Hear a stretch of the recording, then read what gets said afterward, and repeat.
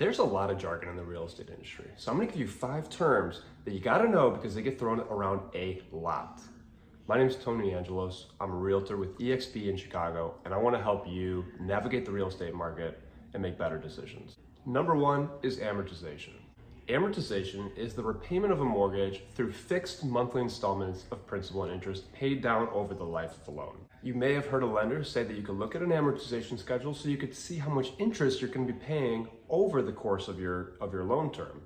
Number 2 is closing costs. As a realtor, I get asked about closing costs all the time. What are they? How much are they? What's it going to be?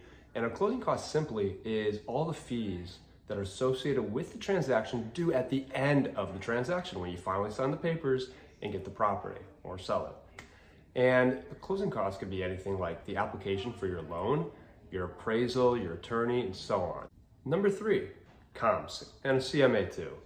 A CMA, or a comparative market analysis, is an analysis done by a realtor using comps, which are things that are actively on the market, things that are under contract, and things that have sold and fallen through, to kind of get an idea of what the home's actual value is. And a comp is typically something that's either on the market or sold within the past few months. Historically, that might have been like a year, but in today's market, it's more like we look at what's sold in the past 3 to maybe 4 months because the market's really changing quickly.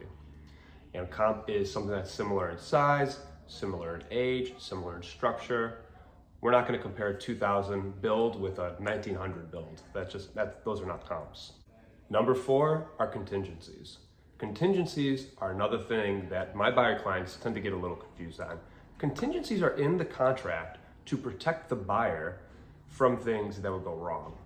Some of the most common contingencies are your mortgage contingency, meaning that if you're unable to secure a loan, you have the right to get out of the contract without being in breach of contract and losing your earnest money. Another one would be inspection contingency. A lot of people are familiar with that. If something is wrong with the inspection, you are going to make an effort to do right by it, but you have the right to get out of the contract too. There are a lot of contingencies that can be put into a contract. All of them are intended to protect the buyer from buying a property that they really don't want to be in. Number 5 is debt to income, or DTI.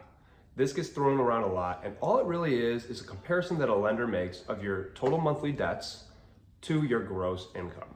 And depending on the type of loan you have, different DTIs are allowed to qualify you for a loan. If you have a high DTI, you can work with your lender to find areas where you could reduce that number, that D number, and qualify for different loans. That could be through maybe refinancing certain loans that you have to reduce the monthly payment, or just paying off a credit card altogether that you might even have just like a $35 a month minimum monthly payment on, that just eliminating the $35 a month could free up a little bit extra space to get you where you need to go. And that's it.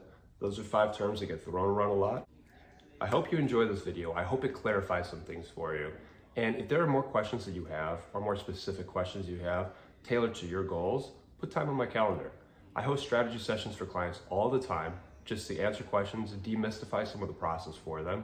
And if you like this video, if you feel like you learned something, hit the like button, hit the subscribe button, and one day I'll nail down these outros. Have a great day. Thanks for watching.